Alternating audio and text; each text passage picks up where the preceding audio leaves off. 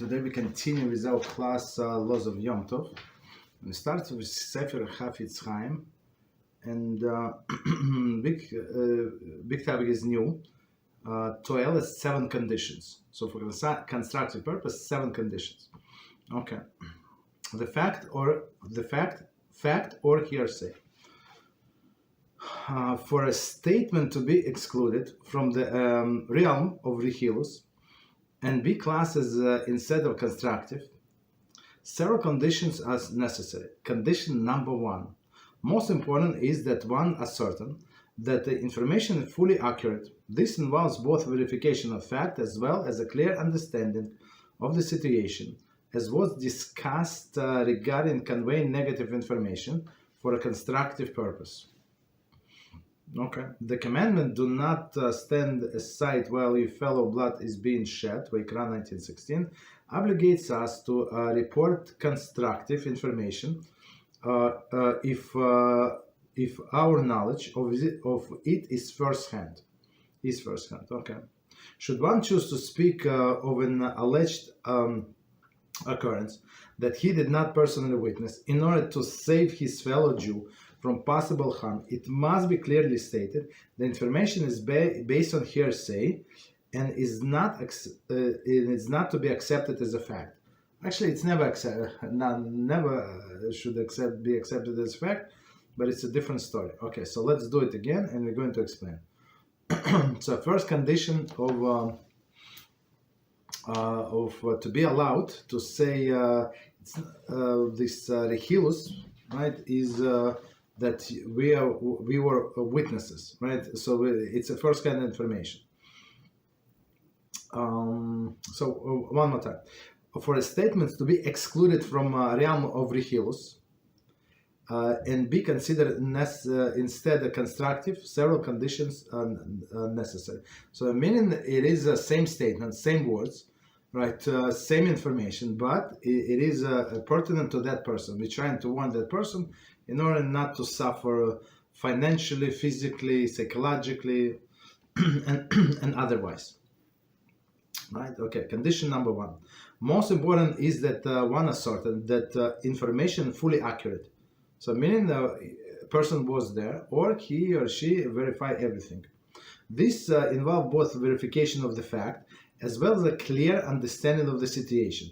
Meaning, what does it mean? You know exactly what happened before, and you know who said what and why, like all of the history, right? How did evolve? Right? Otherwise, like taken out of context, you can make any person a bad person if you take it out of context 1 minute or 2 minutes, right? Okay.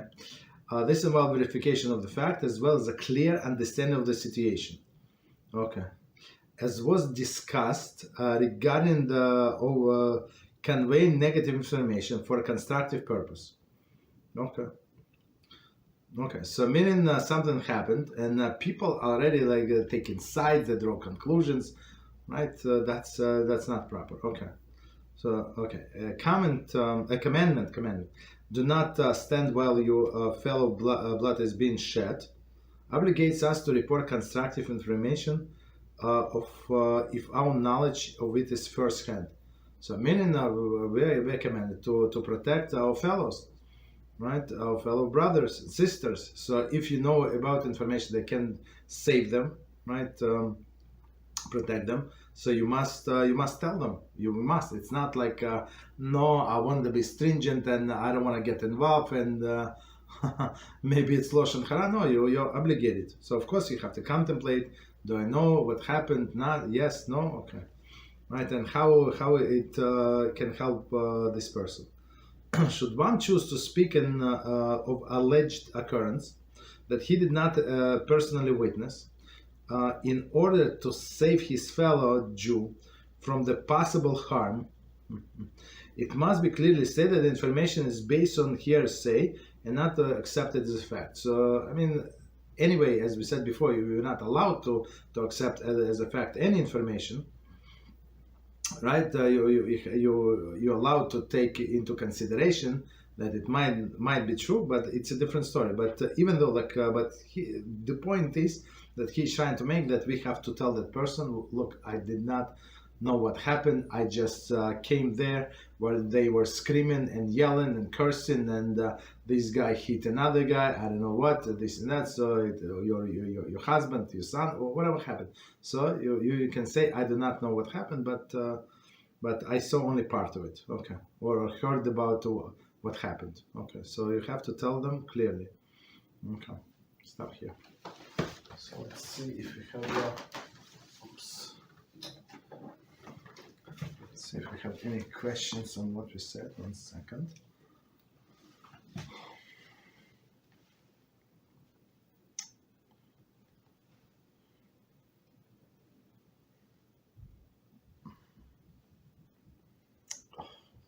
Sorry.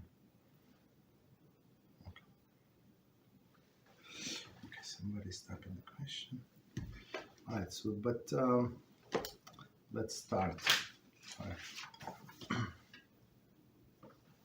Okay, here's a question.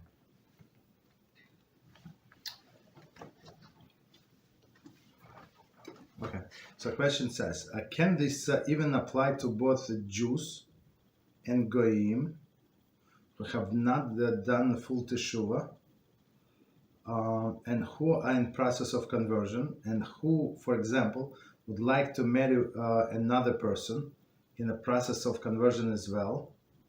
Why could any character trait harm? Why could any character trait harm one of two people? So it's a very good question. Okay, so okay, let's answer the question, because there are a few things that's going on here. Very, very important to know. So we're going to read again and explain. Can this apply to both Jews and Goyim who are not done all to teshuvah? So first of all, Lashon Hara in the Hills does not apply to non-Jews. Okay, so technically you're allowed to say all of the bad things about them whatever you want, but as we always say, not recommended. As Rambam said, it's going to again become a person's character, right? And that's what we're going to learn on our class on Monday.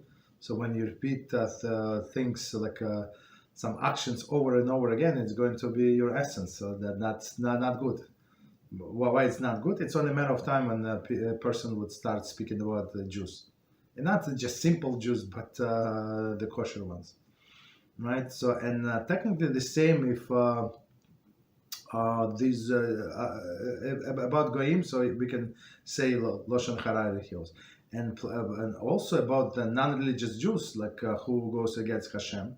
So they, according to halachically, they also considered to be non-Jews, even though they have to do teshuvah and everything is over.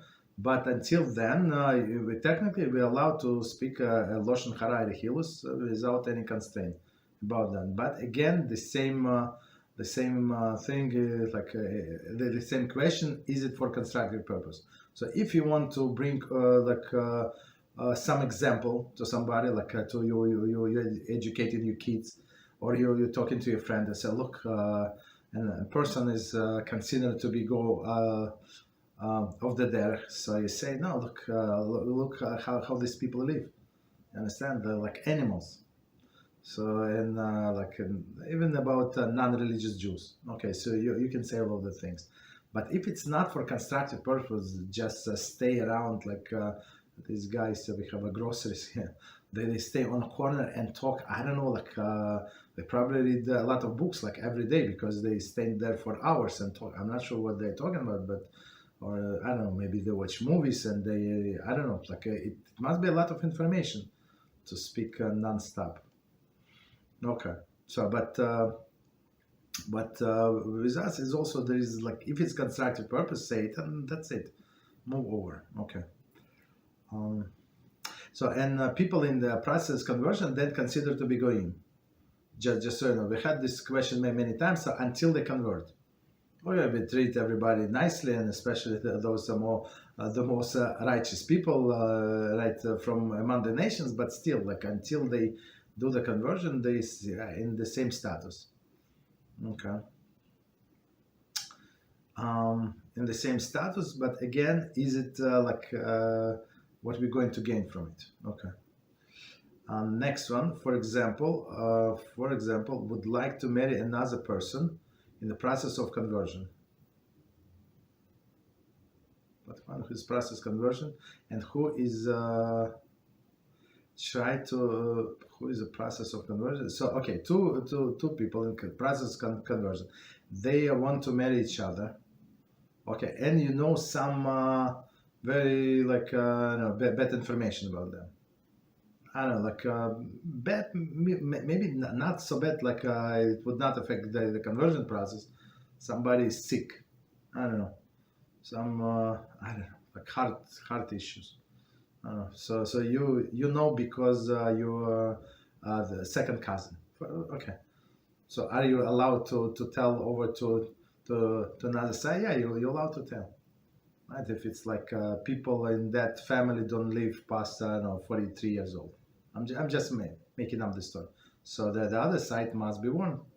They can do whatever they want, but must be warned. So, but it would be applied to Jews and non-Jews, right? But if it's not true, so why would we say it? It says clearly, stay away from lies. So, but if you're allowed to say, most likely it's for constructive purpose. If it's not for constructive purpose, just to humiliate one person, even non-Jew, doesn't matter. The process of conversion is not like it's. I say it would be forbidden. Forbidden again because it would damage you more than them even. Okay. Why could any character trait harm one of these two people? I'm not sure what it means. Why could any character traits harm one? I mean, so there is let's take not people in the process of conversion, but let's say Jews, right? So what would affect this if they in process of Shiur? So first, religiosity. So a person looks like as this story that I said that these people made me join this WhatsApp group. I was there for 5 hours. I mean, 5 hours. Meaning I joined at midnight, maybe more, and get off at 7 a.m. or so. After I read what happened, I ran away. But these people, they seem to be kosher people. But the things they do, I mean, I only saw 7 posts from this group. It's it was very disgusting. But they present themselves as very educated, very righteous people. So in this case, if she's normal, right, and the other side, so we would like to warn her, check what his hashkafa. So that's for sure. If she's maybe pretend to be Shomer Shabbos, but then you saw she was driving somewhere, she parked 3 blocks away, or she was speaking on the phone or something. I don't know, something, right? So in this case, yes. Or as we said, some physical disabilities that they try to hide. Okay, or some mental. What else? I don't know. I mean, that's it would apply to everybody. So you try to warn the other side, but otherwise, if somebody is slow, somebody is not as bright. Okay, so he or she not as bright. Is it the biggest deficiency in a person? I don't know. What I'm dealing with people. All of these people who consider to be sharp, they're so wicked. It's unbelievable. Understand? So if somebody a little slow and nice personality, so I think that's good. Okay, so if that did not answer any part of this question, so please let me know. So next one, if we wish to practice silence, would it be permitted to avoid others who we might be obligated to warn, so as not to be obligated to break out silence? So I would say if time permits for you to finish with your silent fast. So if you say I'm going to be quiet, keep this 10 Tanis Dibur for 1 day, let's say for 2 days, right? And I can talk to that person and give them all the warning in 3 days. Nothing is going to happen. Understand? So yeah. So in this case, you would not be allowed to would not be required to break your silence. But if it's like a life risk, of course you must do put everything aside and warn that person. I don't know. Somebody said they're going to set his car afire. I don't know. I'm just making it up. I don't know, for whatever reason. Okay. So continue. Next one. Shalom Kadora. Hypothetical question about Lashon Hara. If someone trusts us, tells us that she cheated on her husband and planning to get a divorce, and the husband has no idea about the situation, are we obligated to disclose the situation to the husband? It's one of the most commonly asked questions, believe it or not. Right? So,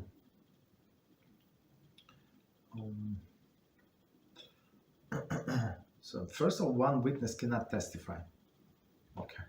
So are we? And then plus, in order to testify that they cheated, we have to be there, like in that room, and see the act. Just so you know, so the witnesses to be acceptable.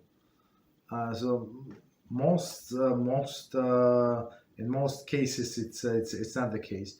And even if you saw somebody going into a hotel room, right? You there. So where I live, 5 blocks from me, when I just moved to neighborhood, it was very famous place. It's a motel, from olden days, and people it was known. It's on the edge of the neighborhood, so on the edge of next to the highway. So people know that people who cheated, they would rent rooms there for for hours, half a day or so, 3 hours, 4 hours, and unfortunately, so even in this case, that I'm not sure how people would not meet there, but I'm not sure they would meet, but spouses, fortunately, right? And even if you saw somebody going into the hotel, and even though, let's say, you saw that they went into the room, it's not a circumstantial evidence that is not going to be accepted in court. So is it enough for him to divorce?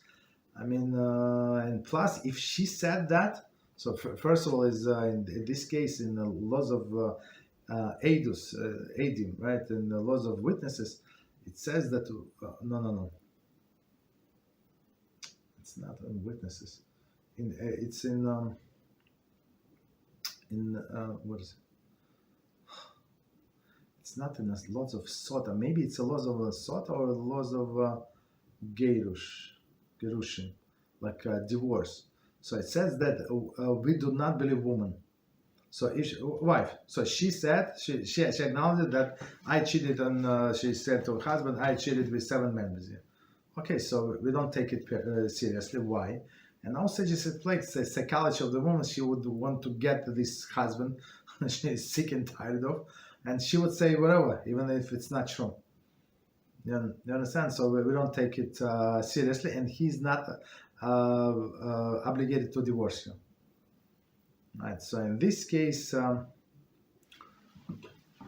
mean, if she's planning to divorce, just let it go. I mean, if you know, especially, one second, especially if you know that person is going to overreact. So there are many people, not I don't know how many people, but people kill each other. So they saw somebody or they found out that the spouse is cheating. They get violent and kill wounded each other. It's known. So if it's a person like that, very violent person, you would not be allowed to say, because he would do much more than the court would do. Right? The court say, okay, if a situation like that, just get divorced and that's it. Right? But if he's violent, not allowed. Or he, and we had a case like this not too long ago. The guys is so soft, like I don't know, like an ice cream. I don't know, softy. I don't know, like well, whatever, very very soft. And he would not divorce. So this, especially, so this is going to be not for constructive purpose. So constructive purpose is like we know that this person is going to do something about our information. So we know that the guy said, okay, she cheated, so this and that, and I want to divorce her, right?